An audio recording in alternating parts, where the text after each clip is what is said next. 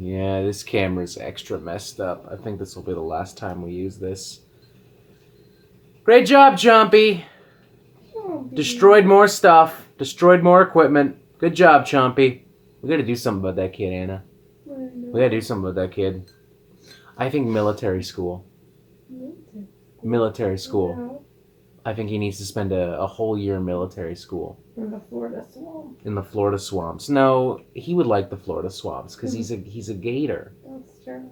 We're gonna send him. What's the opposite of the Florida swamps? Do you think they have military schools in like Nunavut? He would die. Let's send him up to a military school in Nunavut. That's what we should do. I've decided.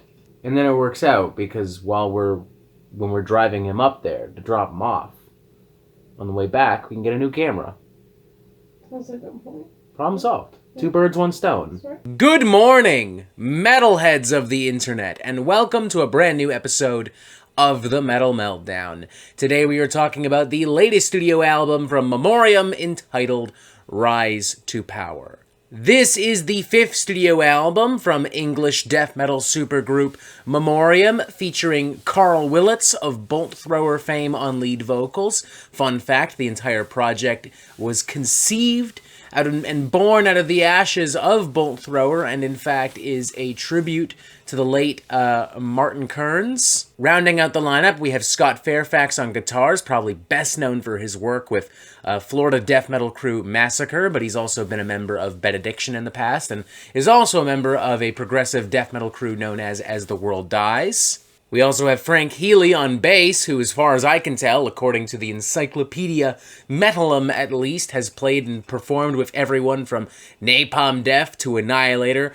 to the aforementioned Benediction. And replacing founding member Andrew Whale on drums, we have Spiky T. Smith, best known for his work with English Dogs. A solid lineup for sure, a decent amount of talent. As such, Memoriam have been responsible for some pretty solid, decent records. Nothing mind-blowing, but, fun.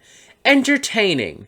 Meat and potatoes English death metal. Not so coincidentally, very much in the vein of Bolt Thrower. I mean, for some reason, Carl Willits is uncomfortable with Memoriam being compared to Bolt Thrower, but I mean, he was in Bolt Thrower. The whole thing is a tribute to a former member of Bolt Thrower. There have been other former members of Bolt Thrower in the band. The music is also very similar. A lot of the same chugging, battering rhythms, a lot of the same lyrics and atmospheres that, I expect of Bolt Thrower can be found in Memoriam. It's not an unfair comparison to make. I mean, if I were Carl Willits, I'd be more upset about the fact that this album just isn't especially interesting. I mean, it should be, as we've discussed. There's a solid lineup, a decent amount of talent.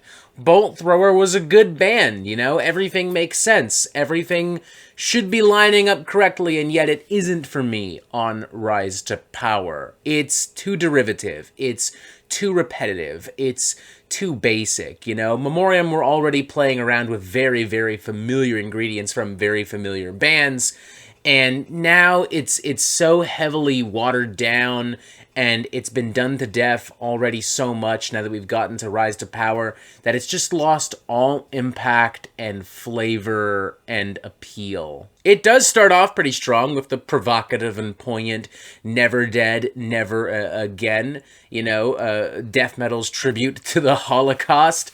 It's grim, it's dark, it's gnarly, it captures a certain vibe and mood that sends a decent enough amount of chills down your spine, and of course it's got some decent rhythms and riffs and beats and such. Total War also gets the blood pumping for a little bit at least, with some super chunky, meaty grooves and barrages. Credit where it's due, there are at least a couple of moments where Memoriam try their hands at something new-ish, fresh-ish, sort of different-ish. I Am the Enemy, for instance, is dark and slow and moody and gray with a bit of a Death Doom underbelly, arguably, kind of, sort of. Closing track The Pain also has some kind of rustic, minimalistic acoustic guitar that transitions quite nicely into some legitimately evocative death metal riffery and pummeling. but everything else can be safely described as filler. Everything else fades into obscurity. Everything else bleeds together into one big hodgepodge of, you know, one-dimensional English death metal. None of it's especially terrible, and everyone's doing their best, especially Carl Willits, despite the fact that his voice is drier than ever. But none of it's especially wonderful either. None of it's especially spectacular. Like, I found myself basically skipping over, like, The Conflict Is Within, and the title track Rise to Power, and All Is Lost. And honestly, even the few songs that I've name-dropped that I've enjoyed, I found myself skipping over good portions of them on the lone repeat listen that I had. It doesn't help either that this album just feels unnecessarily long. That feels weird to say because there's only 8 songs and this thing's only 44 minutes. But even so, it feels unnecessarily long. Like, a lot of these tracks clock in at, like, either 5.5 or 6.5 minutes long, when they could easily do with just being 3.5 or 4 minutes long. The more simplistic your death metal is, the better it's going to be in a shorter, tighter format. That's why Obituary gets away with consistently writing very basic meat and potatoes death metal. The longer that songs like I Am the Enemy and the Pain go on, the more I feel that they're just kind of aimless. The more I feel that they don't really have a ton to say or offer. At the end of the day, there's nothing on this album that gives me incentive to revisit it. I guess I enjoyed it while it was on, and it's decently well produced and put together, but I feel like giving it anything higher than a 2.5 out of 5 would be would be pretty silly of me. I guess if you are starving to return to the glory days of Bolt Thrower, you might get a kick out of this, but honestly, you'd be better off, I think, listening to Memoriam's other albums just because they have a little bit more life and luster to them.